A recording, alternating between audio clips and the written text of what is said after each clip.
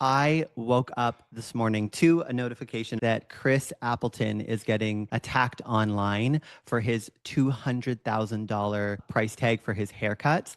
And I want to talk about why this is such a problem when it comes to wealth. And I want to invite you into such a different relationship around money and perspective and really worth.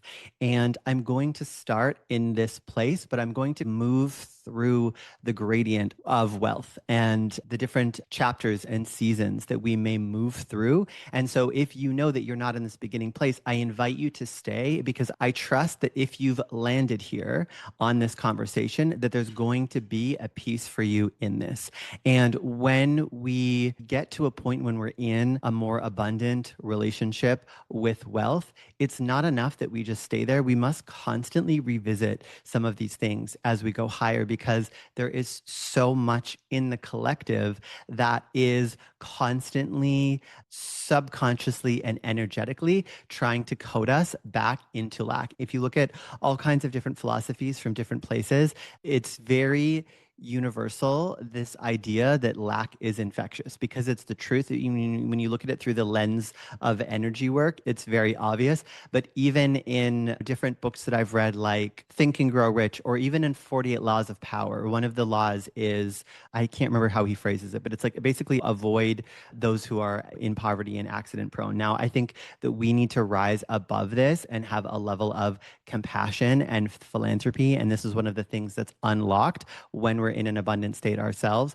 But in terms of allowing ourselves to be conditioned to a way of thinking, a way of perceiving, and a way of being, we have to be so mindful and we need to have our energetic immune system online. Hello, hello, gorgeous human being. Welcome back to Frequency with me, your host, Michael Edwards. I'm so excited to have this conversation with you today. Man, are we going to talk about some stuff? Okay, so I want to start by talking about this whole thing with Chris Appleton. And I think very much in the collective, there's often this outrage when people hear things being so expensive. A lot of what comes up is how can someone be charging that when people can't afford food, when people can't afford whatever? But what I want to really invite you into, whether you think that way or not, is this recognition that those two things are on entirely different frequencies. Okay, the someone charging $200,000 for a haircut or a cosmetic service is not on the same frequency as survival needs. And those two things are just, they're not coexisting. It's almost like when people hear this, especially the collective, which has been very conditioned into lack consciousness, there's almost this subconscious belief that he's going to people in areas of a lot of lack and saying it's $200,000 to work with me. Those things don't go together. They don't intersect. It's the difference between Walmart and Chanel. They're not serving the same clientele. One is on the frequency of need and survival, and one is on the frequency of desire. And so I want to pose to you a question. What is worse, that someone has a really healthy fee when they're working with someone like Kim Kardashian, who's made $1 million for a sponsored post? Or would it be worse to have someone that's working with someone like Kim Kardashian who makes $1 million on a sponsored post be charging $400, $1,000 for their service?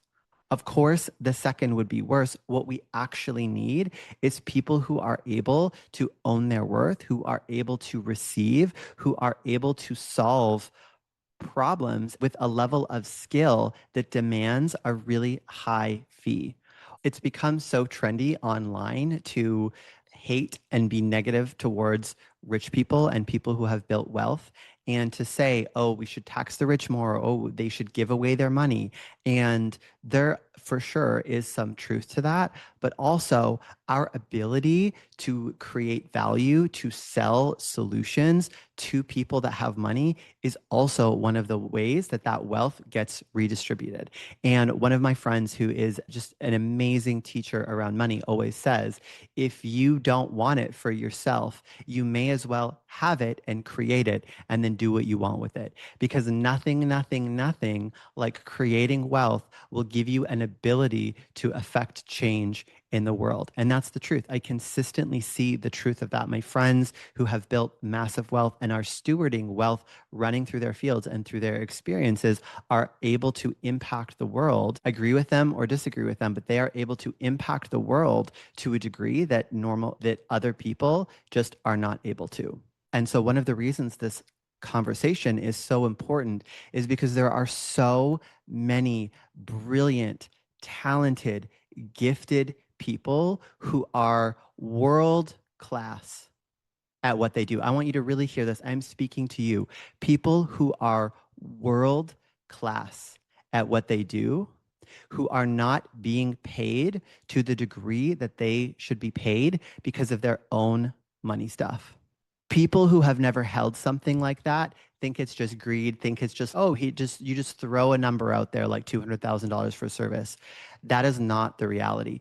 What you actually have to hold energetically and in your identity to command a price like that, most people will never understand. It takes so much work to hold that, to command that, to stabilize that in your body, in your energy, in your nervous system. Money work is one of the most powerful, life-changing pieces of work that we will ever do. Getting into right relationship with money, which is an ever-expanding thing, has changed my life beyond reason. Beyond reason. And it's so funny because I used to have this thing where I was like, well, I don't want it to be all about the money. I don't want it to be all about the money.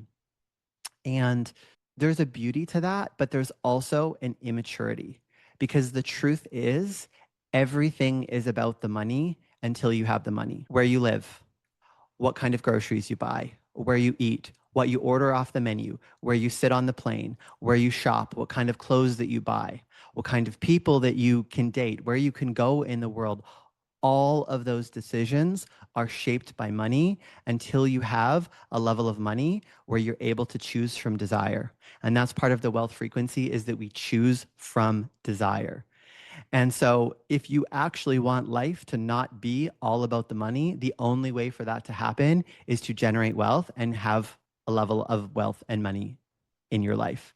I have been through such a journey with this myself. I've gone from being, for so much of my life, being in lack and scarcity and wanting the beauty. I basically came out of the womb desiring caviar and luxury. I have always been this person, but I was coded with lack. I had a real lack paradigm, scarcity coding from my parents, and my whole life I wanted more. I wanted more. I wanted more. I wanted more. I couldn't get it.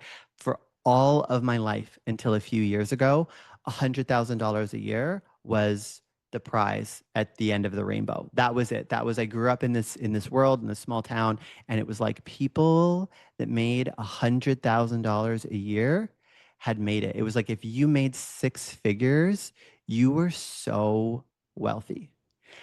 And that was the reality that I lived in for the majority of my life, having this unattainable thing at the end of the rainbow, but not being able to get to it. That's the frequency that most people are living in. In the Hawkins scale of consciousness, this is a desire.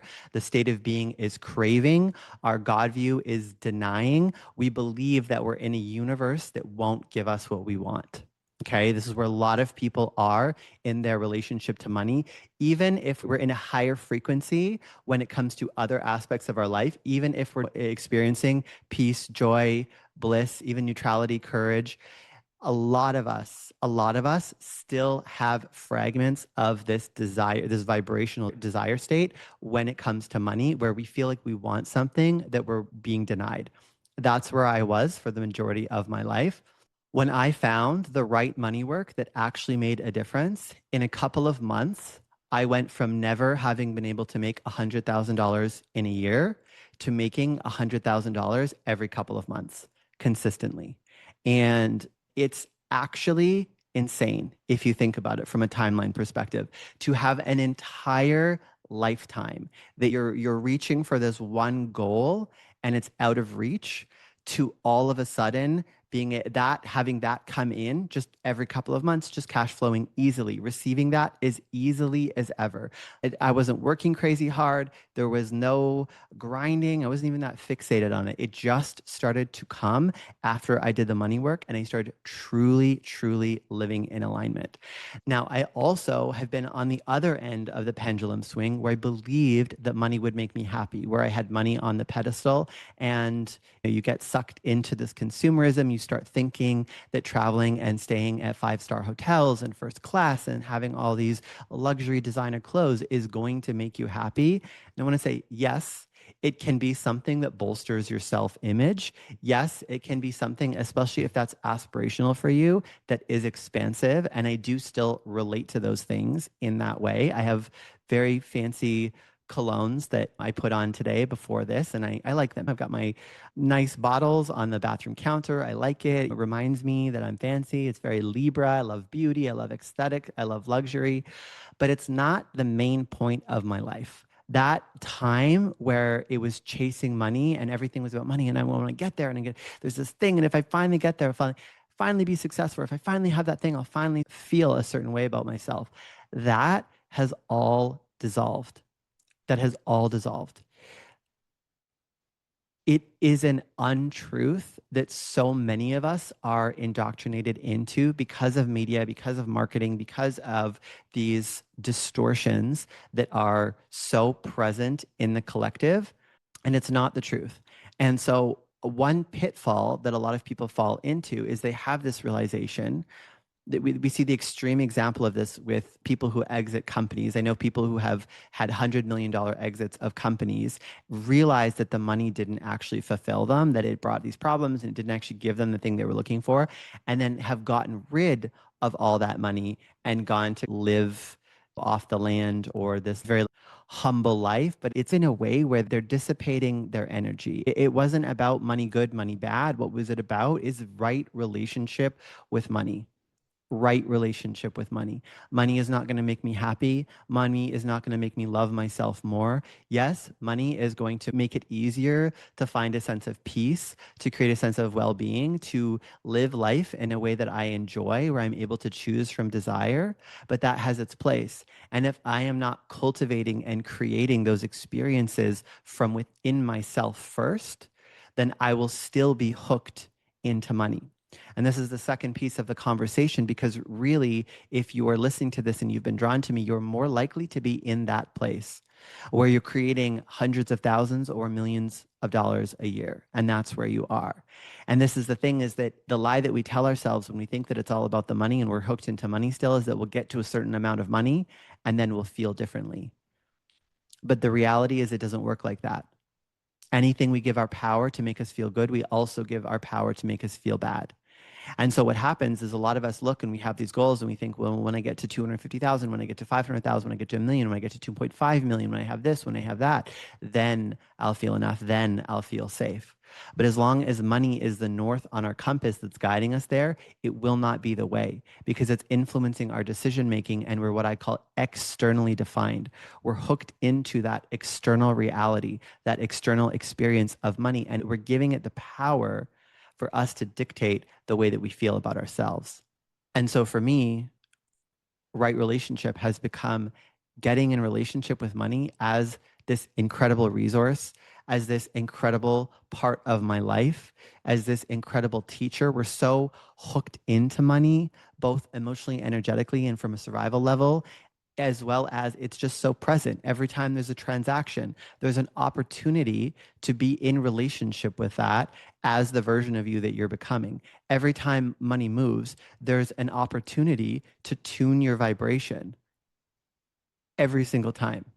And the actual practices of this is a lot of what I work with people on in the money work that I do inside my world. And it's what I do myself. This is the stuff that I learned that helped me go from struggling to make $10,000 a month and praying to finally have $100,000 in a year, to making that every couple of months easily. And it's the same tools that I'm using now to calibrate myself to millions, because it's all relative. Once you really understand it, the big numbers, the small numbers, they're all creations of our mind. They're not real. From the perspective of the universe, there's no difference between $10 million and $10,000. It's us in our human context that assign meaning and value and worth to that.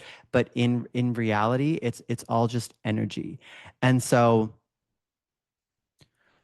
much of our work is expanding our capacity to be in relationship with that. And so someone who's expanded their capacity to receive, to be paid for a haircut at the rate of $200,000 is actually so beautiful. It's actually so exquisite, that level of expansion. And also, the people that are paying that are deeply valuing that service. There's a deep seeing and exchange of value in that relationship. And one of the reasons that we need to have this conversation is because I see a lot of people who, in their mind's eye, have the dream, have the next level, have what they would love to make, what they would love to get paid, the kind of service that they would love to offer, the kind of client that they would love to offer it to. Yet when things like this come up in our awareness, we join into the collective and we go, oh, that's bad, that's wrong, rich people are evil, rich people are greedy. But when we do that, it creates an energetic wedge between us and what we want. Because what you actually want is to live on that frequency. But then when you're exposed to that frequency, you're judging it, you're rejecting it, you're making stories about it. And so unconsciously, energetically, you're creating this divide that's saying not the same, or not the same. You're tuning to a vibration of not that. Number one, universal law of vibration, everything's vibrating on a certain frequency. Law of attraction, like attracts like. And so every time you judge, every time you engage in the collective narratives, you're moving yourself out of being a vibrational match for receiving and operating at that level. And whatever is coming up for you right now, I really invite you to observe reality objectively. Because if you really look, you'll see that this is the truth. I have been watching people in the online space for years now. And I have consistently seen this thing where people who work with people who are doing great things, a lot of them come out of it and they're upset and they're disappointed. And they say, this person promised all of this and they didn't deliver and they're bad because this, and this. And I used to look at that and be like, yeah, I agree. I had the same experience. They promised this thing and I didn't get what I wanted. But something's happened. As I've taken responsibility for my own life and my own results, I've moved through that. And I've started to realize, oh, that's what that person was talking about. Oh, I'm actually quoting them or referencing that body of knowledge intuitively at certain points in my work because, well, there was some truth in that. And so that's caused me to put on the mirror lens and look at myself and go, well, two things can't be true. It can't be true that this person was bad and evil and wrong and they promised all these things and what they sold me what wasn't actually good, and that I actually got everything that I wanted when I went into that. Did it come as easily as I thought it would? No. Did it come as overnight? No. Was a part of me outsourcing my power and responsibility to that person, thinking that just by paying to be in that space and learning that information, that it would just magically happen? Yes. Have I learned to take responsibility for myself? Yes. And now, when I see people getting upset and being hurt and scorned, and sometimes there's passive aggressiveness to a past mentor on the internet, what I consistently see is those are not the people that set themselves free financially. Those are not the people that change the world. Those are not the people that are living in the highest integrity of what they're teaching. Those are people who are not able to hold disappointment. Disappointment is such a big wound for us. We have such a difficult time really sitting with disappointment. And our solution for that is to tell the story of the injustice, is to tell the story of why rich people are evil and it's greed and we can't get ahead and this is happening and that's happening and these are all the reasons. But we have to be really honest with ourselves because you have two choices in this situation. You get to be right. You get to be right about the injustice. You get to be right about why you couldn't. You get to be right. And there is such a sense of satisfaction in being right. There's such a sense of satisfaction in being right. But you do not get the life of your dreams. You do not get everything that you have been wishing for. The desire that your highest self can touch, which if you can see it, feel it, touch it, taste it in your mind's eye, it is meant for you and available to you. You do not get to have that. You are sacrificing the highest potential of who you could be and the life that you could live for the satisfaction of being right and protecting yourself from the vulnerability of potentially being disappointed again. And so you have a choice to make. We all have a choice to make. What do you want? Do you want the satisfaction of the story? Or do you want to see who you really are? How powerful you can become? How free you can become? Because it's up to you. We are given free will in this lifetime. We are so free that we can choose suffering. We can choose bondage. We can choose the lowest path or the highest path. It's up to you. It all exists in the field of possibility. That's what possibility is. It's up to you to decide to collapse the field of all possibilities into one stream, into one timeline that you will live on. But there is also a reality of what exists on those timelines.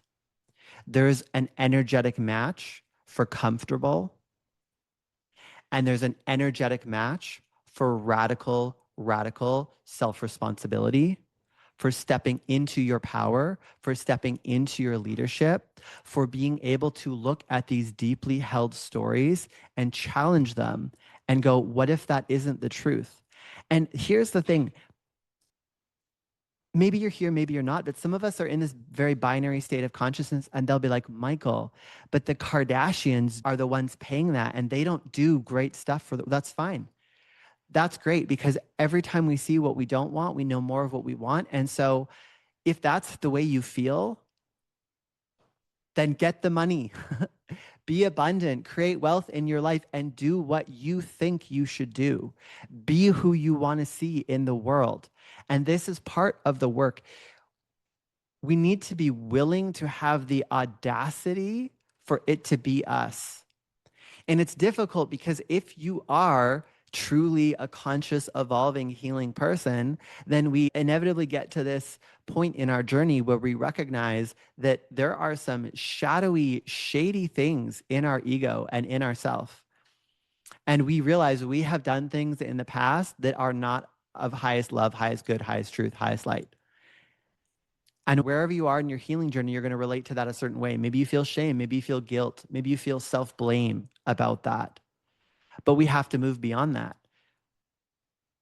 because you've probably also done a lot of healing work, a lot of ego work, a lot of inner child work, a lot of calibrating to the highest good. But we also, on our spiritual path, sometimes go too far with this.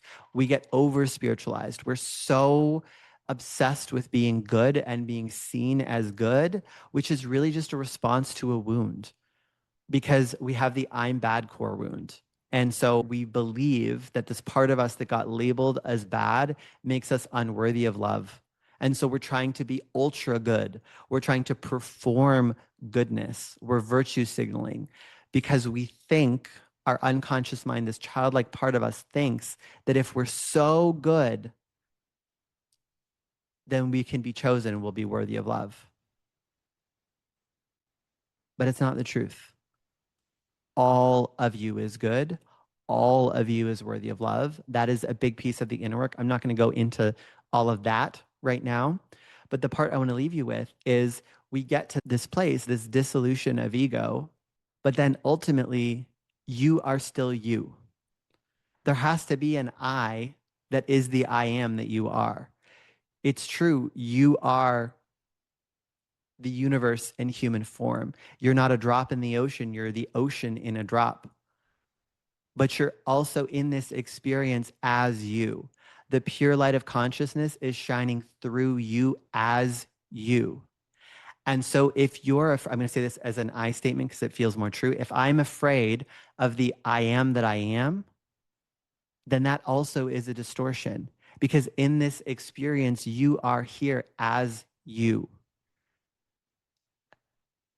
And so when we come to this point in our growth and our journey and we start to ask this question, well, who am I to change the world? Who am I to have wealth and influence and impact? I would ask you this: who are you not to? Who are you not to? And the thing is, if you are someone who's questioning that, if you're someone who's afraid of your darkness, of your shadow, of how you've been bad in the past, of how you've maybe done the wrong thing, how you've hurt someone, you don't want to repeat that, it is exactly why it should be you. It is exactly why it should be you. Reluctant leaders are often the most powerful leaders because they care, because it matters to them to do the right thing, to care for people, to steward people. And for me, this has been the next part of getting in right relationship with money, because first I got in right relationship with money for me. And I created a level of time freedom, of location freedom, of choice freedom, of financial freedom that I had dreamed about my whole life. And I thought, I'm good. The illusion of the Gucci handbags and a lot of the material things that had been dangled, I was like, actually, that stuff doesn't really, it's nice. Don't get me wrong. I love a little fancy shopping spree here and there, but that is no longer driving me to be more successful or to move more energy, more money, more resources through my business. It just doesn't. I'm like, I could just live in Costa Rica, travel, have this beautiful life. I know my business is going to continue to grow even if I coast, essentially. That doesn't light me up anymore. But the next piece has been being around these incredible people who are moving tens of millions of dollars and more through their businesses, through their field, and who are really stewarding wealth, who are looking at how can I, one, take care of the people in my life, in my business, in my life, my family, people that are connected to me, in this really beautiful new paradigm, new earth, conscious, loving way. And also, how can I use my influence, my impact, my wealth for good? I've met people who are building communities, villages that are sustainable, renewable resources that are focused around community and this new holistic way of living. I've met people who are teaching people how to invest huge amounts of money in different initiatives that are good to the world. And so they're growing their wealth. They're in the investor identity and the investment frequency where their money is manifesting money. But that in and of itself is having a positive impact on the world. That is the right relationship with money that I'm expanding into. And I'm so grateful for that. I'm so grateful for these connections. I'm so grateful for this perspective, because that drives me. That is the thing that's lighting me up now. I have enough for me. But now I look at, oh, but what could I do with conscious wealth? What could I do with money that's that big? And the thing is, the revenue that I generate through my business already represents lives impacted in a positive way, which is so beautiful. So then there becomes this amplification of the good that I'm here to do in the world, this amplification of who I am, this amplification of this frequency. That's what we get to hold. That's what we get to have. And that's why I think that for each and every one of us, one of the single most important things we will ever do in our lifetime is to get in right relationship with money. It is so powerful. It will give you a freedom of being like you've never experienced in your life. And whoever you are, wherever you are, who's listening to that, it is available to you. It is absolutely available to you. And so if you look at the things in the world that are not good, that are not of the highest light, that are injustices, instead of completely rejecting wealth, I invite you into this relationship that perhaps you becoming wealthy is the very path to the change that you want to see in the world. Who would you have to become? What would that look like? What stories might you have to let go of? And the thing is, this asks us to get really uncomfortable and ask really uncomfortable questions. I'm in this time where I've been so physically sick for such a long time. For a couple of years now, I've been struggling with these major gut and autoimmune issues. There's been not sleeping. Often I could only sleep 1 or 2 nights through the week, and it just was crushed in so many ways. One of the frustrations that would arise in that is that I can see everything that's available to me. I can see that I'm capable of so much, and yet I'm in this body that's not functioning. But then I ask myself, okay, a higher self part of me that my conscious mind is not having direct access to co-created this. I sent this to myself. Why did I send it to myself? Well, it was a beautiful gift in some ways because I was able to learn to surrender.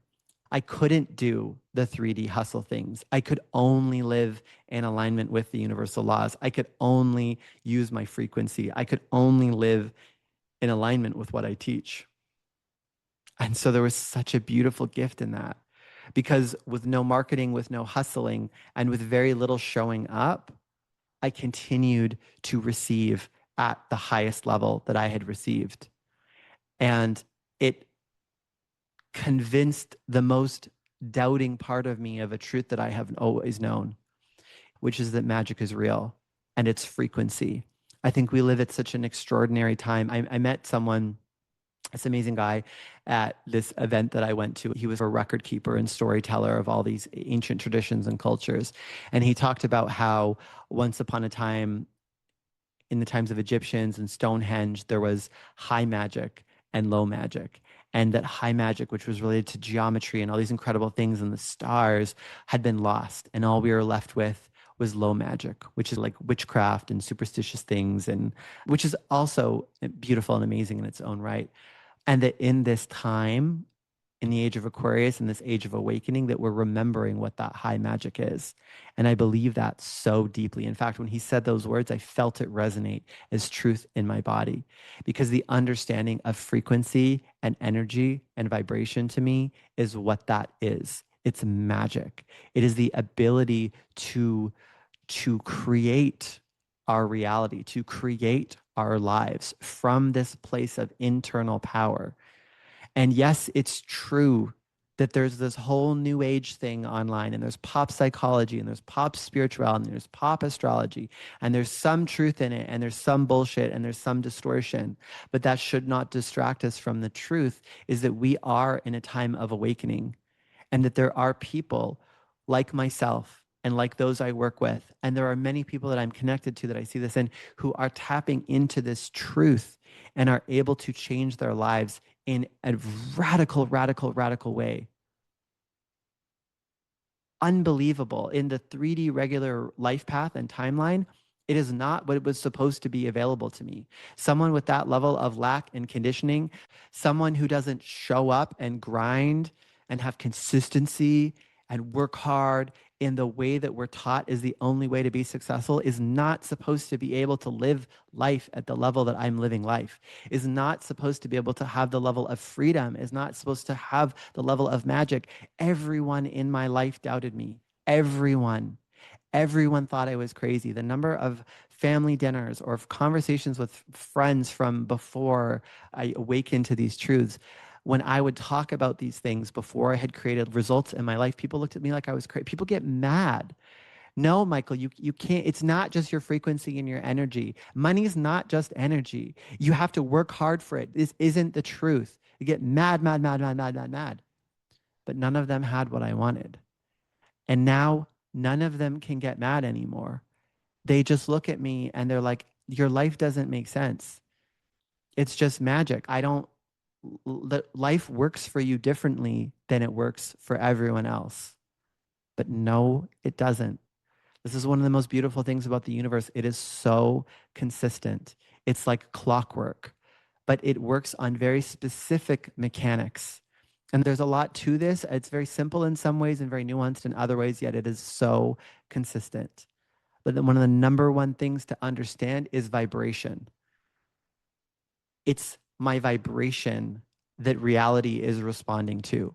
I'm living in a power state. When we're in the highest frequency, the spiritual paradigm, the frequencies of love, joy, peace, and enlightenment, we live in a cooperative universe where things are easy. Not always easy, and we can't overly rely on that, because if we're not willing to do hard things, then we're actually not in that paradigm. There's a willingness that's a prerequisite to live at that vibration. So we're not afraid of hard things. We're willing to do what's necessary, but we know that it can be easy, that it gets to be easy. I know that my number one job is to maintain my frequency. I know that my number one job is to be in this vibration where there's this field around me that people respond to. It's so beautiful. I've had so many reflections since I've been here in Costa Rica and around some of the most amazing, gifted people that I've ever been around in my entire life. And they say, they're like, you have this thing. I don't know. It just lights me up. It makes me feel like anything's possible. People have said, you ever expanded my whole relationship with what's available to me just by being in your presence. Someone said to me the other day, he was like, listen, man, I'm really curious about working with you. I know you're going to be really expensive because you just have this thing in your energy and the way you carry yourself. And I thought that was so interesting. I was like, me? What do you mean? But then I was like, oh, well, of course, it's my frequency, it's my energy. What is my number one job? It's to cultivate my frequency. It's to cultivate my energy. What I do first thing in the morning, what I teach my clients to do is to calibrate my energy, to tune my vibration. And I want to be really clear because there's so much information out there about this. I had heard so many people talk about these words. There's so many people with the words frequency and energy and vibration who are talking about it, who either don't really know what they're talking about, or they do, but they're not able to translate it in a way that's replicatable. And this is the thing, these mechanics are universal. So there's lots of people that are unconscious competence. You'll see people sometimes that don't have the words energy, frequency, vibration, but they're accessing this thing. They're accessing the field in a certain way. Someone was talking about recently how Steve Jobs had this, and they called it the distortion field, that he had such a belief and such a knowing that reality would rearrange around him. Well, maybe he had this language behind the scenes, maybe he doesn't, but it doesn't matter because he was living in alignment with the principles. And Steve Jobs, I'm going to be honest, Steve Jobs is not my favorite person to reference because I don't think he was always the best person. I don't think he held leadership in a new paradigm way, but it's just an example of someone who's not maybe woo-woo or using woo-woo language. But spoiler, a lot of people who are very 3D, practical, logical in their public image are very woo-woo behind the scenes or know about these principles in some way or are living in alignment with the principles and are unconscious competence. Everything that I teach, everything that is in my reality, it had to really prove itself to me in some way. And I consistently observe that people who are creating these extraordinary results and living in this level of magic are in alignment with these principles in some way. Anyways, I digress. I know that my number one job is my frequency. And I am willing beyond that to do what it takes to create what I want. But doing what it takes to create what I want is so different when I live from that frequency. And so any part of you that's rising right now, and the reality is we have to keep revisiting this. We have to keep revisiting this because a lot of people create a lot of success and then ask this question, well, who am I to do that? Who am I to have that influence, that impact? And I've done that as well. And I'm just recognizing that somewhere earlier, I got a little bit distracted about being sick. I started talking about the difficult questions we have to ask. And then I started talking about the gifts, which is also important. But the other piece to this, to looking back on being sick and what I've had to ask myself is, how is that serving me? Because we are creating and accepting everything in our life. And I know that this is hard for some people to hear. And if this is super triggering for you, or if you're in a lot of survival right now and this is really difficult to hear, then I really invite you to run this through your system, or maybe even not listen if it feels too painful. But there comes a point where we have to be willing to ask ourselves these questions. I remember one of my friends who was teaching me about the universal laws. When something bad would happen in my life, she'd be like, it's interesting that you would attracted that. And I remember being so triggered. And so, how dare you say that? How dare you say that this horrible thing that happened to me in my life, I attracted? But that's the thing. People think manifestation is all, oh, light and shiny, but it's not. It's not a switch that you turn on and off. It's an awareness that your current reality is a byproduct of who you've been being. And so when we have things in our current reality, there's an invitation to recognize how we co-created that. And so with me being sick, yes, it's true that I was sick. Yes, it's true that I was suffering. Yes, it's true that these physical symptoms were very real. But some part of me, no matter how unconscious or energetic or old, was in agreement with that and was getting something out of it. Otherwise, I would have not allowed myself to be sick. And so I have to ask myself, it's called secondary gain. What was the secondary gain of being sick? Well, it became an excuse and a reason to not live up to my potential. And so, can I sit with that truth? Can I, through my practices, re educate my energy body, my mental body, my emotional body, my nervous system, that that's not actually what I want? I do not want to avoid the discomfort of realizing my highest potential in order to stay safe and comfortable. Can I reorient myself to that? And can I take responsibility for all the things that I've been avoiding in that energy? If you can ask yourself those questions and you can take responsibility in this way, it will change your life. And that it's slippery, it's sneaky. We're not conscious to these things until we are. It's not like I was sitting there for the last 4 years being like, I don't want to reach my highest potential. I want to stay comfortable. I'm choosing to be sick. No, that is not something that was anywhere in my conscious awareness. I was like, I want to be healthy. I want to be healthy. I want to be healthy. I want to be healthy. But now that I'm shifting and I have access to a higher perspective in a different way, I'm able to look in and say, oh, actually, a part of me was in agreement with that. A part of me was co-creating that. And a part of me had the knowledge that anything in my life I was co-creating, but I never fully shined the flashlight of my awareness on that in that way to reveal that truth, because some part of me was avoiding looking at that, because again, it was serving me. And that's not a problem. This is part of the work to getting to this place where we're not shaming ourselves for this, where we're not guilting, we're not making ourselves wrong. This is part of the life experience. This is the part of school of life that your soul signed up for. But once you become aware, what do you do with that awareness? That's power. That's where life happening to you ends and you creating your life begins.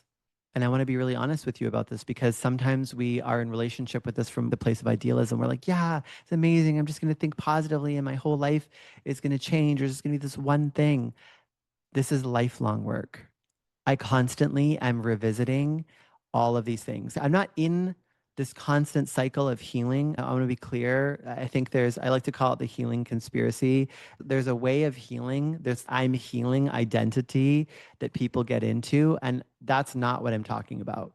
I'm not talking about this relationship where something's wrong with me. I'm broken. I'm constantly trying to fix myself. I'll eventually be healed. And then I'll be ready for the wealth. I'll be ready to, that's not it. That's an illusion. That's not the truth. Unless you're just now awakening to the fact that stuff in your childhood has affected you and there's things that you have to take responsibility for, and there's kind of initial 2-year stage of your healing journey, and I'm not talking to you.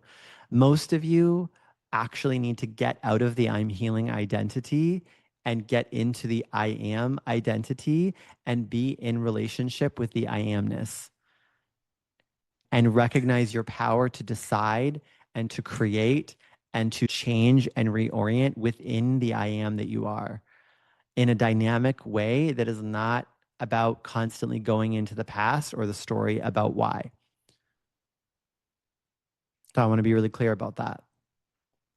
But this work, this expanding into the I am that I am work, this aligning my human vessel to hold the light of my soul, the light of my truth, the light of my highest self, and embody it fully on the 3D plane in this lifetime in a way that allows reality to rearrange to match the highest expression of who I am. That work is lifelong. That work means awareness. It means periodically going into these shadow work reflections. It means being willing to use money as a teacher and a tool. It means being willing to look at life in a different way as a teacher and something that you're in a dance and co-creation with rather than absolute truth. It requires getting in relationship with yourself in a way of being willing to look at your shortcomings, of your shadows, and to take responsibility, to realize your power to change and to actually seize it and do it. That is what this work is. It's the work that I do with my clients and those that walk with me closely. It's the work that I am so proud to hold people in and guide them through. I feel that it is the greatest gift and honor of my life to hold people through this work. And it's the greatest joy for me as well because I get to live that as I share it with others. And there are so many ways that we can do this work. There are so many different paths. But I offer a path where you can come and work with me intimately and do this work inside my inner circle. Vaz Lux used to be called Lux Familia, which was Latin for family of light, but I've changed it to Vaz Lux, which means vessel of light. Well, that's what you are. Your human is the vessel for your soul's light, the pure light of consciousness. What I realized is that in our immature state of spirituality, we get really good at escaping up into our highest self. We get really good at getting up into these bliss states, into higher self, into love, joy, peace, enlightenment, ecstasy. I'm one with the universe, but we're doing it from a separation from our human. You can't separate from your human and live the life that you want to have. You're here living a human life.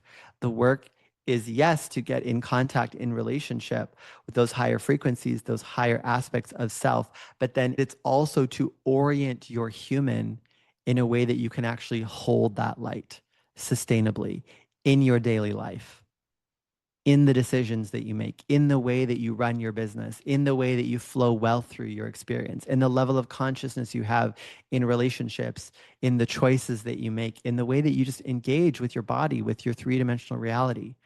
That is the work. That's the real work. It's not one or the other, it's both. And having them in harmony.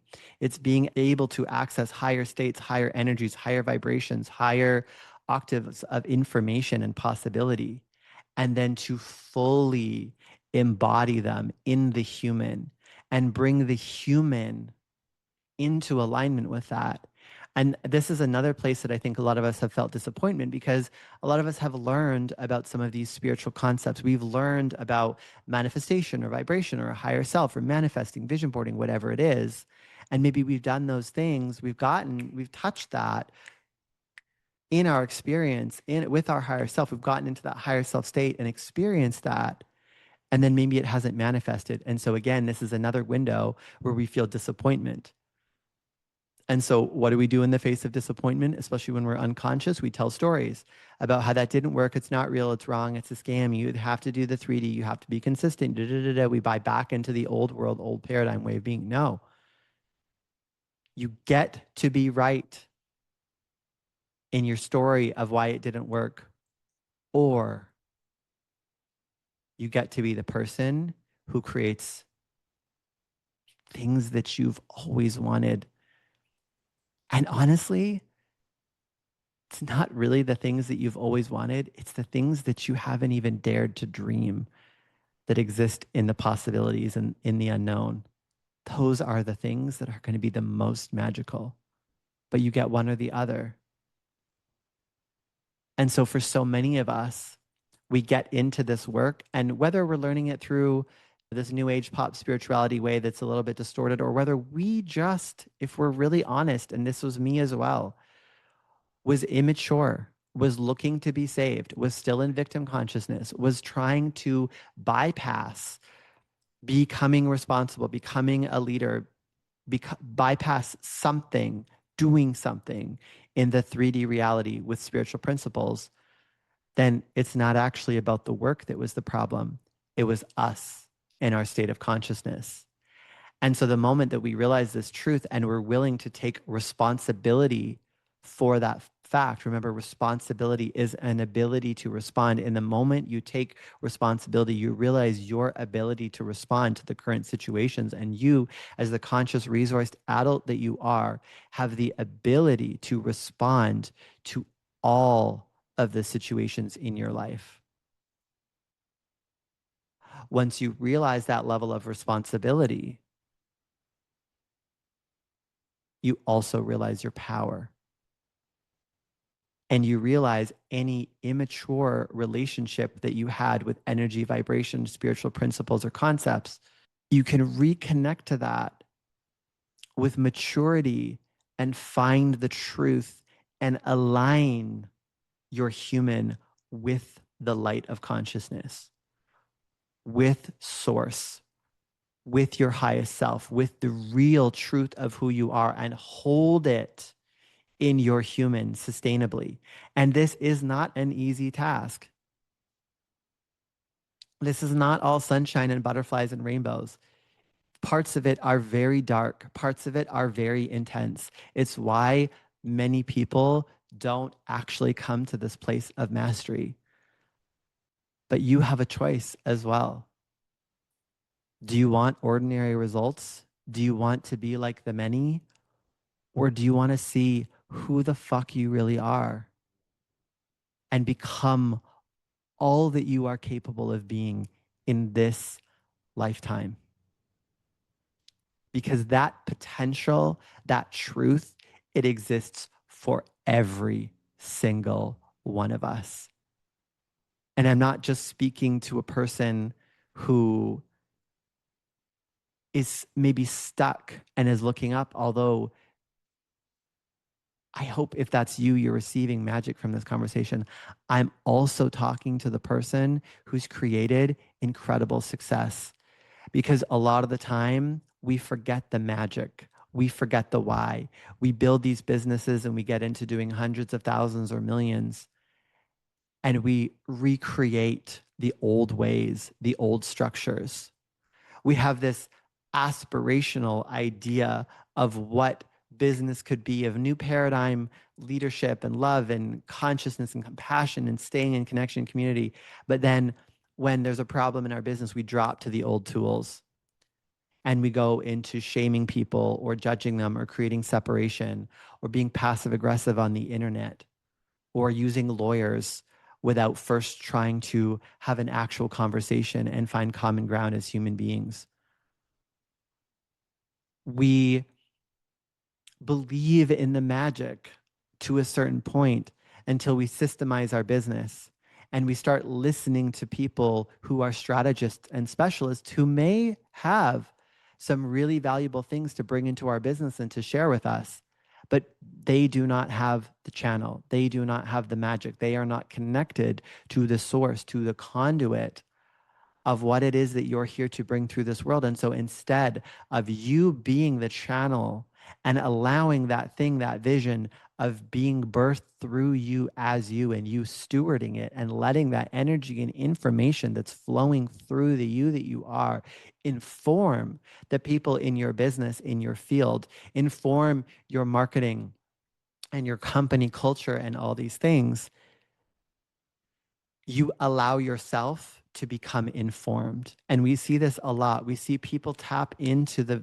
visionary identity, the visionary frequency once, and they have a big boom, and then they fall out of it. It's one thing to access it once, it's one thing to live in it. We see this most easily in the music industry. One hit wonders versus legends. It's a different thing to do it once than it is to be it. It requires an incredible amount of self-awareness, an incredible willingness, a courage to continue to look in and up rather than out there. So much of what's going on in business these days is a reverse engineering and a trying to manufacture someone else's success. So many strategists, let's look at what worked for someone else. Let's take all those pieces and let's copy them. But did that person do that because they were like, I'm going to do all these steps and create this thing? Or did that person do that because they were in alignment, they were in the channel, and that was flowing through them? And it seemed like the only thing to do from where they were sitting. That's the energy of the original. And so you can make money copying an original, but you don't get the same result. You don't get the same frequency. You don't leave the same legacy. There's a price for something like the Mona Lisa, and there's another price for a coffee mug in a gift shop with a print of the Mona Lisa on it. They are not the same thing. The level of truth and authenticity and originality and just essence of who you really are, that you are willing to hold in your human and funnel out into the world, the level of daringness you are willing to really do that with has an energetic match. It has an amount of money, an amount of impact, and a life experience to go with it. And it requires we face so many of our fears. The fear of losing everything, the fear of failing, the fear of being abandoned, the fear of not being loved, the fear of making a mistake, the fear of being wrong, the fear of being disappointed. These are real fears. But the reward is something that it's difficult to fully articulate. It is something that is beyond the wildest aspirations that you likely have for yourself.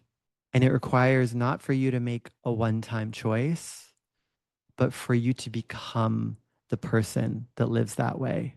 Because all of these practices, all of these tools that I teach and that I talk about, they're not things you just do. It becomes who you are. And when you become the person who's willing to live in this way, when you become the person who's willing to live life in this way, everything changes. Because you become rare, you become unique, you become what people value. You become world class, one of a kind. And if it just so happens that you, in the frequency of being world class and one of a kind, is you being a hairdresser to celebrities, then you get to command a fee like $200,000. You get to be seen because you are not just serving celebrities, you are then on the celebrity frequency. That's the energetic match for that. And you receive at that level and you impact at that level and you hold the highs of that level and you also hold the lows of that level. And that's a very real reality, is that you also have to hold being criticized in the public domain. And you don't necessarily have to have that level of visibility or celebrity in order to have wealth and impact. These things exist separately and are in relationship in a way. But the level of power that we're willing to hold has an energetic match. And so this isn't a conversation about greed. It's not a conversation about rich people are evil. It's not a conversation about getting rich quick or making $1 million or becoming a millionaire, like that kind of energy. This is a conversation about how much of your power you are willing to own.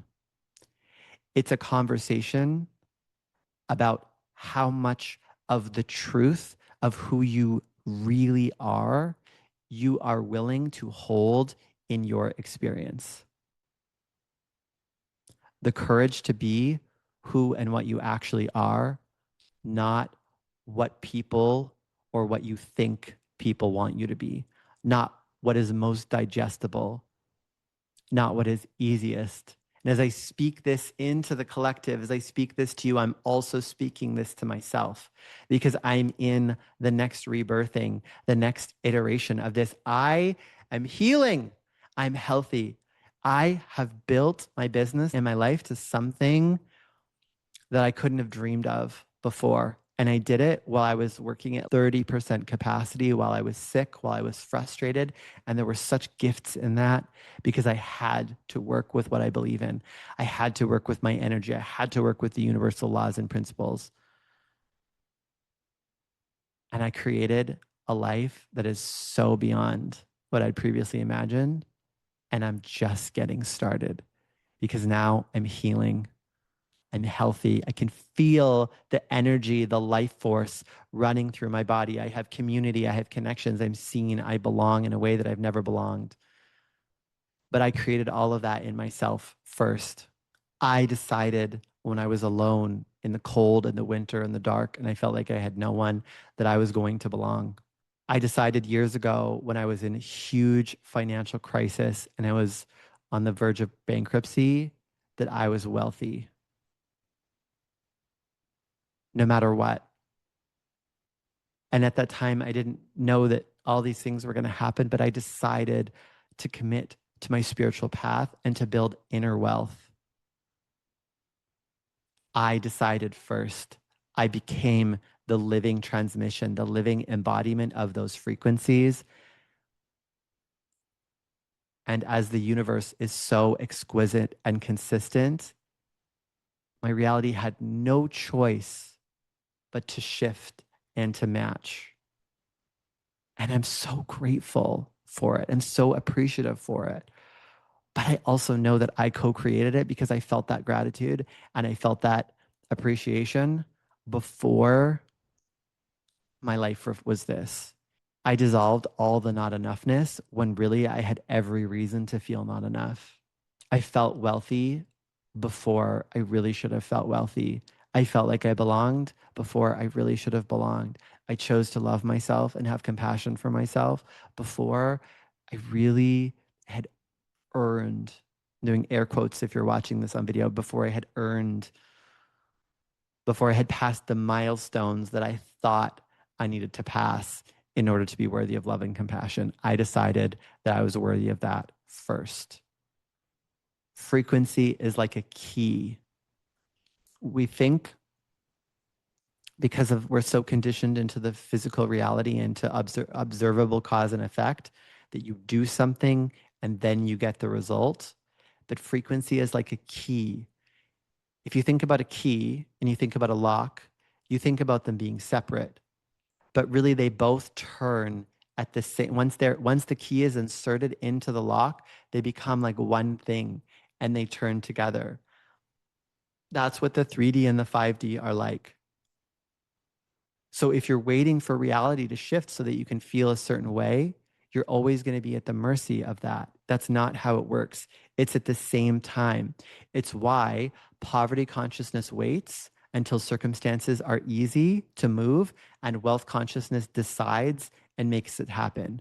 So poverty consciousness will wait until they have the money, until it's easy to invest, to up level, to make a decision, to do whatever. Wealth consciousness decides and finds a way or becomes it. And so that often means dancing with things before you know exactly how it's going to work. It might mean for you seriously looking at something you want to do or invest in before you know exactly how you're going to do it. together. And again, there's a maturity to this. And so if in the past someone has told us that, oh, you just got to invest to be in the vibes, or you just got to put yourself in abundance and luxury and it'll just come. Well, there's a truth to that. Yes, those are ways that you can access a higher frequency, a higher identity, a higher octave of yourself. But if you engage with that from the place of this person said that if I do this thing or spend this money or put myself in this room, then I'll just magically be successful. And that's the way you relate to it. And you do the thing with an outsourcing of your power and go, well, they said, so that must mean. And then you don't get the result that you want. That's not because that wasn't an access point to that. It's because of the level of maturity and self-responsibility or lack of self-responsibility that you were engaging in that thing with. I did this. I did this. People told me, put yourself in the room, spend the money, be in the vibes, be in the hotel. I went and stayed in nice hotels so I could be in the vibes, thinking that it would just magically up-level me and I didn't have to do anything else. And then I was mad at those people because I was like, they lied to me. This is a bunch of BS. They're scam artists and blah, blah, blah. And there were so many people who were willing to validate me in those perspectives and in those conversations. And it felt really great. I felt justified. I was like, yeah, we all had the same experience. But I started to look around and none of those people were creating the lives that I wanted. None of those people were getting the results that I wanted. They all felt so justified. But none of them were living the magic. And so I spun my wheels and I tried these very 3D hustly things. I was like, oh, it's just back to Alex Hormozy style and working really hard and to grind all these things. I spun my wheels, felt really burnt out, sucked my life force into my business in a way that was not sustainable. And I still didn't get the result. And then I came back to it and I went, maybe there was something here. Maybe it was me. And I did, in fact, use hotels. I did, in fact, use investing. I did, in fact, use putting myself in the room, getting in the environment, getting on the vibration as a way to shift my identity and my reality and to make something which was really out of the normal for what I had experienced very normal. I went from living in some very uncomfortable situations to once every couple of months going and staying in a 5-star hotel and a luxury experience. Made no sense from a traditional financial perspective, but it made every bit of sense from an energetic and identity perspective. And every time I stayed in that hotel, I coded this in. This is who I am. This is normal. This is my normal. And at first it felt like a lie. At first it felt like this crazy dream where I was just being so irresponsible. I remember the first time I stayed in the most basic room. I think it was $500 a night. And I felt like I was doing something so bad, so irresponsible. But I sat with that and I re-educated my nervous system. I recoded my energy, my unconscious mind, and I made that normal. I made that familiar. And then I started to realize I didn't actually love the base room that much. I liked this spa room. And then I started to get upgraded to the executive suite because I went enough and I also tipped really well. I tipped not based on my current financial situation. I tipped based on the vision of who I was becoming. And so for every person at that hotel I interacted with, I would slip them a couple bills folded up discreetly. And very quickly, everyone in that hotel knew my name. I didn't have to go through the regular check-in process. I would simply arrive at the valet and they'd say, Mr. Edwards, you're back. And I'd get ferried inside and have the greatest experience. And I'd often be upgraded into a much higher suite. I kept getting upgraded into this executive suite. And this was another really interesting piece because then I was like, well, this is an upgrade.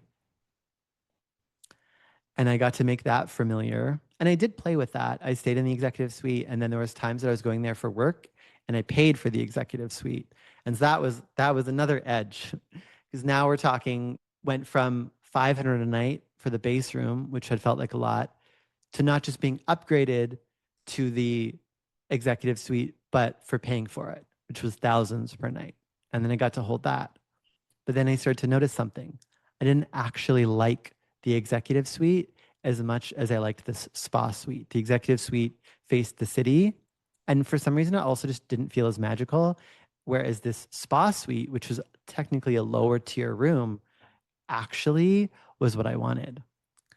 So then, could I go to the hotel? And when they offered me the executive suite, could I say, no, actually, I want this suite because I prefer the layout, I prefer the room, and I prefer the view? That's abundance. When we think we have to have the most expensive thing just because it's expensive to prove to ourselves, that's still hooked into scarcity in the illusion of abundance. Actual abundance is I choose what I want. I choose based on my desire, and money doesn't even come into it. And so through this experience of changing my relationship with wealth, with my environment in my hotels, I started to make that normal. And then suddenly I was living in a place that was a match for that. And then suddenly I was traveling to places that was a match for that. And I remember there was this moment last fall, and my mom and her partner were staying at my apartment, which was in Kelowna in Canada, which is beautiful. This beautiful sub penthouse corner suite, windows all the way around, 2 bedrooms, so beautiful. It was just such a vibe, so my vibe. And I remember my mom getting there and being like, oh, wow, this is really nice. And of course, it's high up, it's clean, it's beautiful, it has this view. And I was FaceTiming with her, and I was staying in Costa Rica at this house that I had rented on a hill. And I was showing her the view. She was showing me the view in Kelowna at my apartment, and I was showing her the view in Costa Rica. And I suddenly realized this, not that long ago, was something that I just dipped my toe into that felt so far away and so unfamiliar. And I have made this so normal that my mom is staying at my place that's beautiful, that's luxury, that's spacious, that has a view. And I'm also staying somewhere else that is beautiful, that is luxury, that is spacious, that has a private pool, that's on the cliffs and has a view of the ocean, because all of those things had become my baseline. They had been gone from this thing, a luxury on a pedestal that I was reaching for but could never have, that frequency of desire that's from a state of craving, to this is my new normal. To, of course, I have a place with a view and with a pool, and it's beautiful and luxurious and bright because that's normal for me. That's the baseline. That's who I am. It's not a thing that I'm reaching for anymore. It's a thing that I've calibrated to. And so if you're in that first calibration, or if you've already created that for yourself too, and now it's time for the next calibration. It's time for the calibration into real impact, into real leadership, into creating a company that has culture, into stewarding your wealth in a way that's actually where you're actually conscious in the way that that stewardship and that wealth is flowing, is impacting the world. It's all available to you. The up levels, the calibration points, they're the same, although different on different tiers, but it's the same principles. And when we start to realize that this is the work, it goes from being this far away, impossible thing where we're shooting an arrow in the dark, hoping that we hit a target, to a set of skills that you apply to your life and get measurable, predictable, not predictable in the traditional sense, but predictable in the sense that if you do the work and you really hold it and you really own your power and your offer and what it is that you do, you will expand. That is available to you. You become world class at anything you do, and there's a fee that comes with that. There's a level of respect that comes with that. There's an identity that comes with that. In all different fields, in all different realities in life, we see people who self-realize in this way. There's a thing that comes with that. And so if you take nothing else away from this conversation, I invite you into what would that look like for you? What would be the version of that for you? And if you feel called to do this work more deeply, then I seriously invite you to consider looking at Vase Lux. It is such an exquisite space where I guide you through this process, where I get to know you personally and I track where you are in your journey, and I give you the specific tools, the specific things to focus on that are just right for where you are. So you don't have to spend all this time trying to figure out what the right thing is to focus on for you. I will give you steps. I will give you an order. I will help you create practices that serves you. I will point out your blind spots. I will help you understand your alignment, your design, and really live in alignment with that and step in to the identity, the embodiment of the highest expression of you, where wealthy and worthy is just assumed because you become such a version of yourself that, of course, you demand a high fee. Just like people here look at me and they're like, I know you're expensive just because of who you are, your energy, because the best parts aren't even about money. The best parts are about who you get to be, who you get to be around, who you get to connect with, how you spend your time, how you live your life, who you are, what you want to bring through, what you want to do in the world. The best parts aren't even about money. But in order to live the best parts and to be free of everything being about money, we have to get in right relationship with money as a field, as an energy, as something that supports us and sustains us. And so whether you're getting there for the first time or you're taking it to the next level, if you feel resonance and you feel called to do this with me, I would love to have a conversation with you about Vaslux. And if it's not our time yet, I encourage you to take some time and contemplate what we've talked about today, because the elements of this conversation have the power to change your life, to radically change your life. I have changed my life with exactly what I'm talking to you about today, and I've seen so many people's lives changed.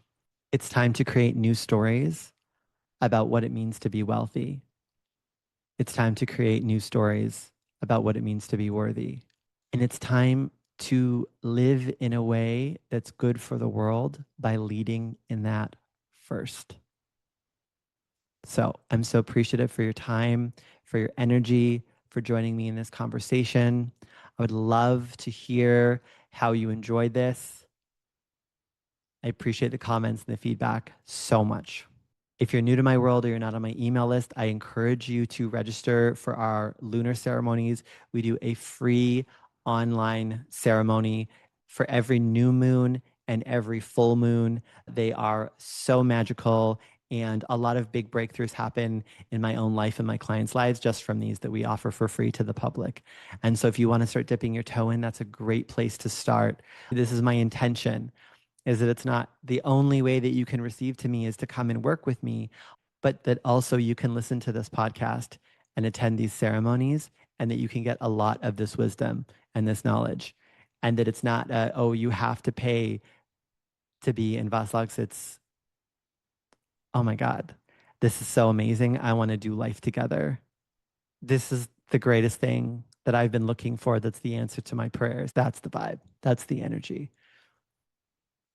And so if there's any part of you that's trying to fix something or is trying to survive or feels like, oh, now you need to pay or be in something in order to get somewhere, I invite you to listen to this conversation again and really reflect and journal, because that's not the intention. That's not the energy. There's so much that I share in my content that can help you in that place. But if you're like, oh, I just want to come do life with you, how fun would that be? How incredible for us to have these conversations and to just really learn all the tools and the way that I do it and the way that I teach it and the way that I share it with my people, and to walk in that and to have a season of your life where you're supported in that way and that you're doing the work and that you're seeing life and making decisions from your intuition and your highest guidance, and learning to look at reality not as this absolute thing, but as this field, this playground that you play in, and to be in relationship with your highest creativity and your highest joy, and to just be the magic, to be the magic in your life, and to look at stewarding your frequency and what you're bringing through as one of the number one things, and to unlock the field of miracles in your own life, and to see what that looks like for you and who you are in that frequency and who you are when you live from that place and who you align with and what opportunities you track. If you're like, that sounds like the greatest thing ever, that's the vibe. That's the vibration. That's the frequency of Lux. And if there's any part of you that feels like guilt or shame or pulled or scarcity, I invite you to feel into that in your body and let it go, because it's not necessary and it's not coming from me. That's not the energy that I'm holding. It's something in you. It's something that you've picked up from the field, a hook from the past, a belief of your own limitation. And so, actually, the thing that will serve you the most is to find that in your being and release it, because it's not the truth. And I don't have anything that you don't have. I don't have access to any truth that you don't have access to. In fact, my work is not about teaching you something that you don't have. It's about leading you back to your own power and reminding you until you don't need to be reminded anymore. We always need to be reminded sometimes, but until you've got it dialed in. I once had a mentor in my dance career who said, I feel like our job is to pull out people's wings and set them free to fly. And I feel like that's exactly what I do in my work now. So you've been amazing. Thank you for joining me for this conversation. My name is Michael Edwards. I'm sending you so much love, and bye for now.